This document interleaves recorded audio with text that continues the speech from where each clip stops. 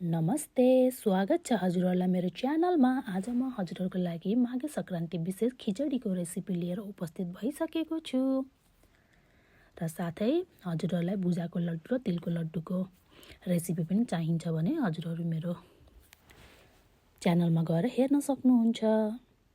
आशा छ यो रेसिपी हजुरहरूलाई पक्कै पनि मनपर्छ। यो बनाउनको लागि मेन चाहिने सामग्रीहरू मैले स्क्रिनमा देखाएँ। 1 कप चामल लिएको छु, 1 कप मिक्स दाल, हजुरहरूले कालो दाल पनि लिन सक्नुहुन्छ।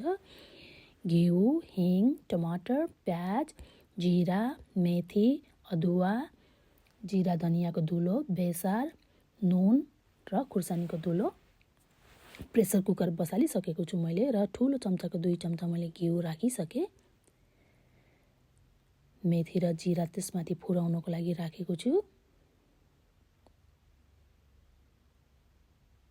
खिचडी पकाउँदा हजुरहरूले अदुवा अलि धेरै राख्नुहोला र माथिबाट प्याज फुराउनको लागि राखिदिए।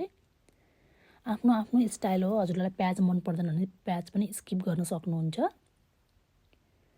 प्याज फुटिसकेको छ र माथिबाट मैले अदुवा राखिदिएँ र एकचोटि हल्का फ्राई हुनको लागि छोडिदिएँ र माथिबाट काटिएको टमाटर, यो पनि अप्सनल हो, थोरै हिङ राखिदिएको छु र टमाटर पाक्न थालिसक्यो र माथिबाट चाहिँ मैले मिक्स दाल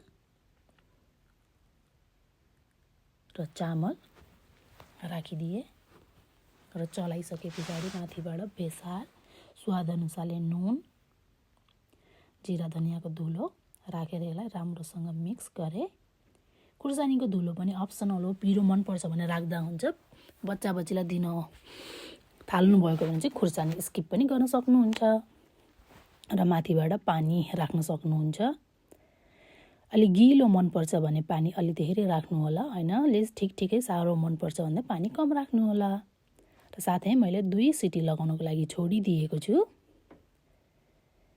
हजुरहरू मेरो च्यानलमा नयाँ हुनुहुन्छ भने प्लिज मेरो च्यानललाई लाइक, सेयर र सब्सक्राइब गर्न चाहिँ नभुल्नुहोला। यस्तै मिठो रेसिपीको लागि हजुरहरूले मेरो च्यानललाई सब्सक्राइब गर्नुपर्ने हुन्छ। यो रेसिपी पक्कै पनि हजुरहरूलाई मनपर्छ भन्ने मेरो आशा छ। प्लिज मेरो च्यानललाई लाइक, सेयर र सब्सक्राइब गर्न चाहिँ नभुल्नुहोला।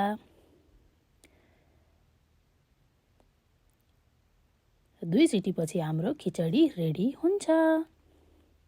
यसलाई हजुरहरूले सर्भ गर्न सक्नुहुन्छ तातो र माथिबाट घिउ पनि राख्न सक्नुहुन्छ। मेरो भिडियो अन्त्यसम्म हेर्नुभएकोमा हजुरहरूलाई धेरै धन्यवाद। अर्को साता नयाँ रेसिपी लिएर म उपस्थित भइहाल्छु। त्यतिन्जेलसम्म हजुरहरूलाई नमस्ते।